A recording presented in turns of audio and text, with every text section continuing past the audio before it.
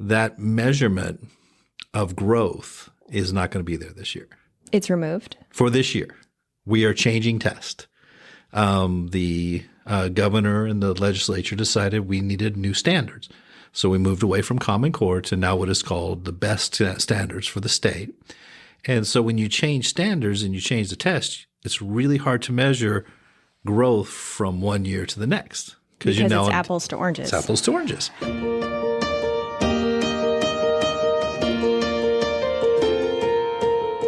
Welcome to the Voices United in Education podcast. Each week, we showcase the teachers, administrators, and community members who go the extra mile to contribute to the success of every student in Escambia County. You'll meet the real people behind the titles and learn about the amazing resources to support every student's success. We all want to set our kids up for success, and that includes sending them to the best rated schools. We ask around, do the research, and even move into neighborhoods just to have access. And that's just for elementary school. As they get older, we keep an eye on it because, as it turns out, not only do the grades change with performance, our kids' needs may change. And the formula by which the performance is measured also changes. You almost need a physics degree to figure it all out. Luckily, my next guest spent 29 years teaching math and physics, studied engineering at Georgia Tech, and was a meteorologist in the Air Force. Today, he's going to give us the lowbrow version of how school grades work and what to expect with the changes for the 2022-2023 school year. District data scientist, grade interpreter, change Sherpa, Jim Bobbitt. Thanks for being here. Good morning. Thank you. I really think of you as a change Sherpa. I think that's what this episode is all about. Oh, okay. I haven't been called that before, so that's a new one. Well, I also kind of think this is like potentially a Great and Powerful Oz moment, right? Behind the curtain, it feels like there's something intimidating and looming, but hopefully when we uncover it, we'll be put at ease. That's what I'm hoping for here. Usually understanding helps with that a lot. Yes. So, and we should say that the information that we share today is up to date as of today. Mm-hmm. So that's fun. With all that out of the way, does the grading system work right? How did it work? Okay, for the past 7 years, it depended on your school level. Elementary had 7 criteria, middle had 9, and high school had 10. All 3 of them had English reading, math, science, and then middle school had social studies as well as high school having social studies.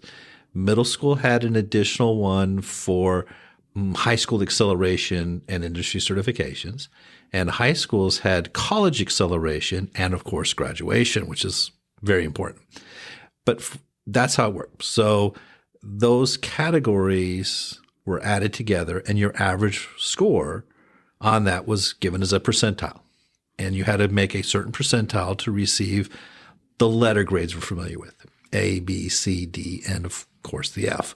And when you're saying they, you're talking about the school, not the students. School, right, the school. This is the school grade.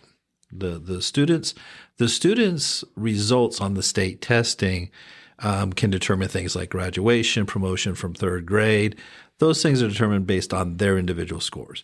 But when we put all the scores together, looking at just proficiency, how well they performed on a 1 through 5 scale, and also how much they improved from the previous year, how many students actually showed that they went a year's worth of learning in 1 year, those factors came into the school grade.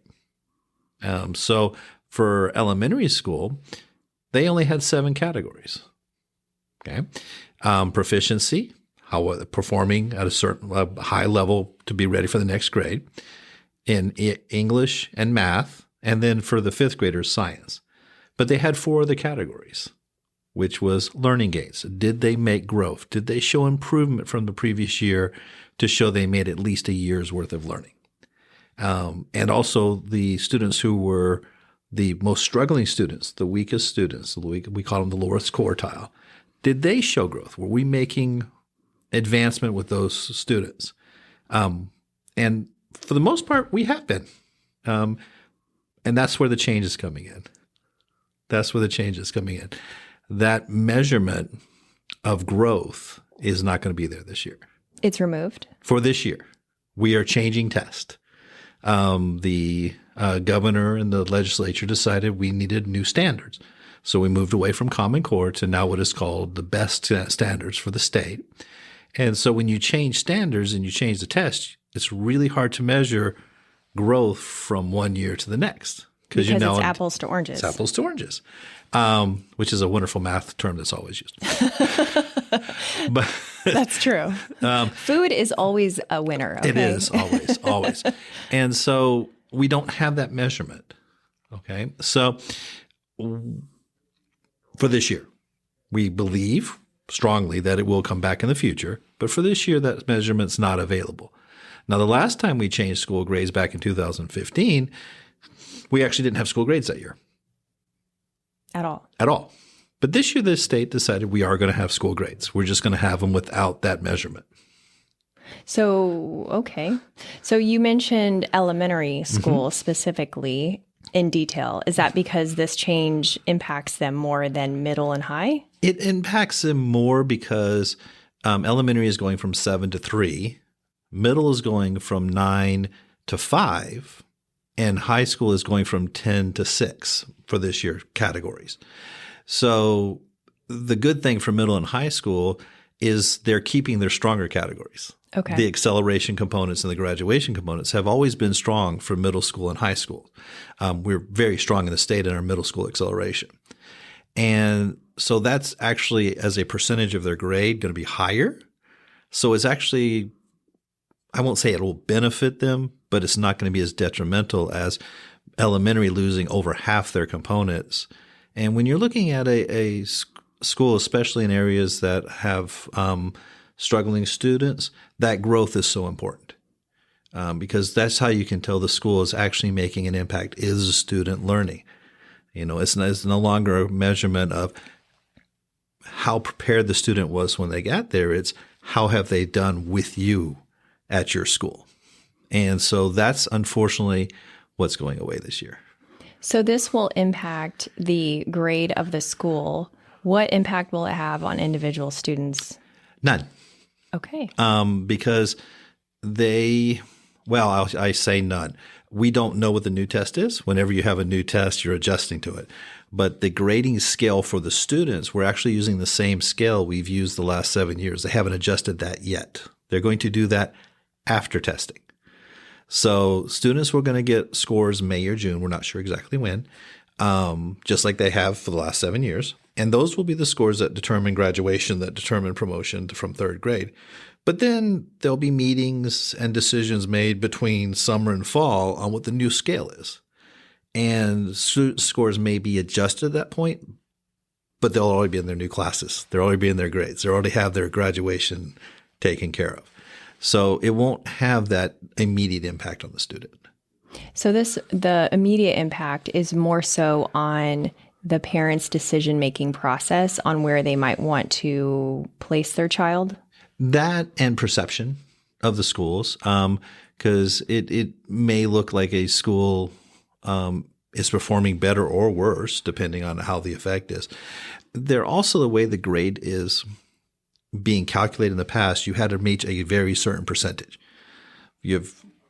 However, whether it was elementary, middle, or high, however many categories, you had to get 63% of the points to be an A school. Okay. You had to get 41% of the student points to be a C school. Okay. We don't know what the percentage is this year. Oh. Okay. What the state has decided to do is to take all the schools in the state and rank them based on the percentage of points they get this year. So all 3,000 plus schools in the state.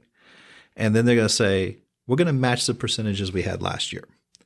So last year, 33% were A's. So we're going to rank them all, and the top 33% get an A. So we don't know if that score is going to be a 65. We don't know if it's going to be a 58. We don't know because we don't know what the top 33 are going to be. 6% of the schools in the state will be a D or F because that's what we had last year. And that's where they're just going to rank them and draw a line. So we don't know what target we're shooting for when we're looking at how we're doing. We just know we have to do the best we can. In the long term, do these school grades impact what funding they qualify for? The schools, I mean? In a normal year, there is special funding for schools that make Ds and Fs. This year, the school grades do not have an impact on schools that way. So if a school was a C or above and they make a D or F this year, they don't get the special funding moving forward from this year's results. If they were a D or F before and they make a C, they actually lose funding because they are considered to have come out of that status. But the state is saying that the earliest we're going to see school grades is November, December. So those schools are going to start with the funding at the beginning of the year. I haven't heard yet because I know several people are at A schools, and there is usually extra money that comes to A schools as well. And that's usually because of performance, but we're not sure they're going to do that with this year because, again, of the way they're using the formula. It sounds like, if I'm hearing you correctly, that we are confident that the short-term impact will be almost nothing for students, and we're just not sure about the long-term impact. Well, the hope is, and we've been very good as a system and as teachers, when the standards change, we have to learn the new standards.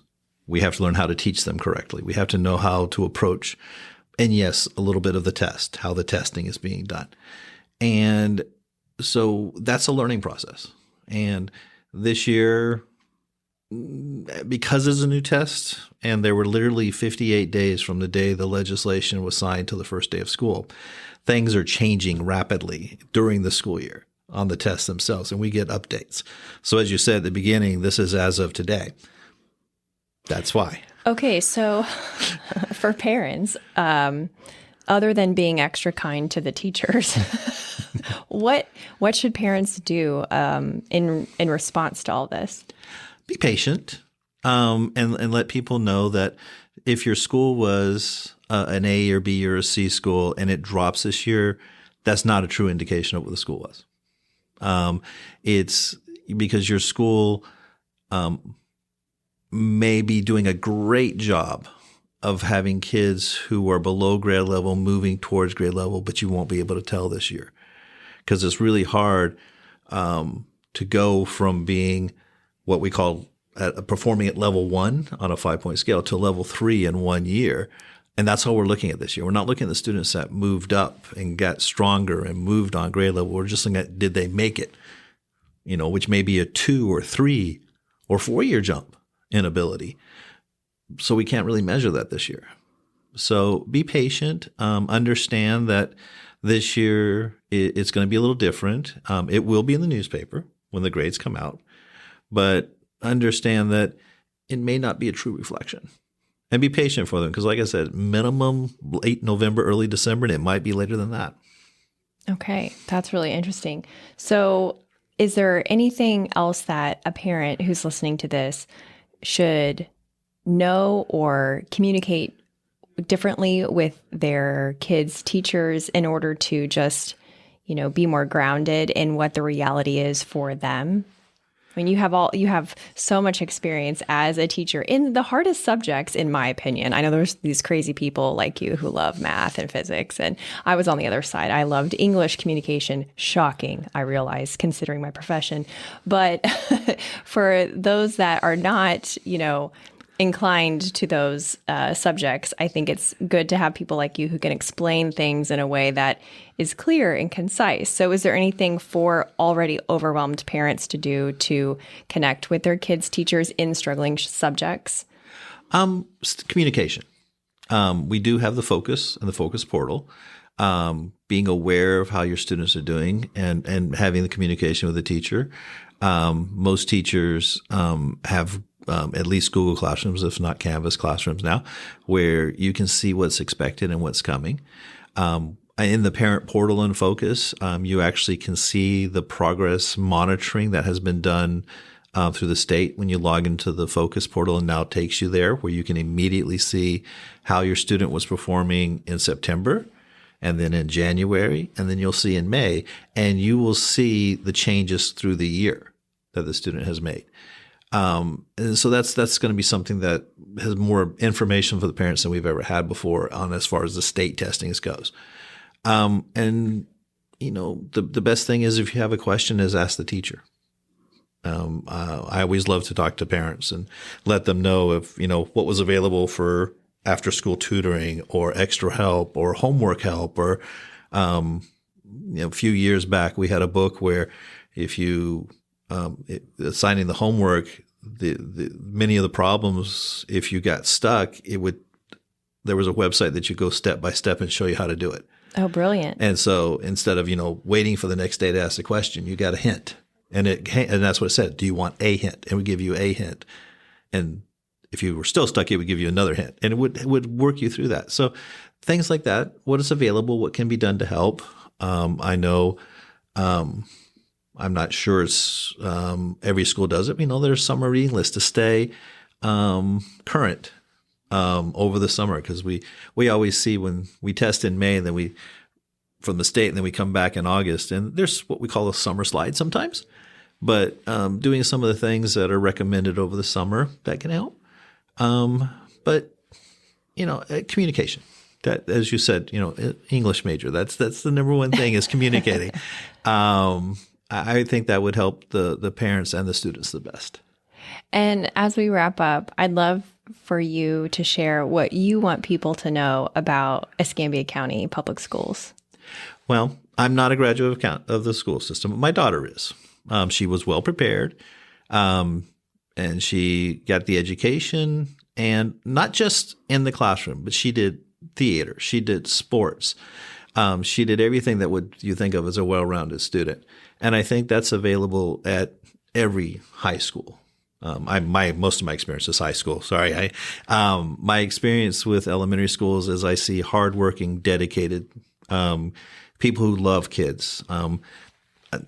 I don't work with kids that small because I don't think I'm a little scary, I guess. But I thought you were going to say they're scary. They are. I didn't want to say that. But the mine wasn't when she was, but it only when it was, little. That's honest. So, I can respect that. A lot of people would feel the absolute opposite, that teenagers are horrifying. They're still kids. And that's the thing is kids are still kids. No matter how much things have changed, kids are still kids. And I enjoy working with them. It's fun to watch that light pop on. It's fun to see them set their goals and their aspirations of where they want to be. And that's one thing. Talk with your especially as they get older. What are your goals? What do you want to do? There are a lot of options in this county with career tech, college prep, military. We have programs that lead to everything, and all of them are good. I was a student who did a vocational program and took AP classes, and so they go together. It's not one or the other. And take advantage of every opportunity you have because we have a lot in this county. Well said. Well, thank you for pulling back the curtain with me today. I really appreciate it. Anytime. Thanks for listening. Be sure to subscribe and share. Voices United in Education is a production of Escambia County Public Schools.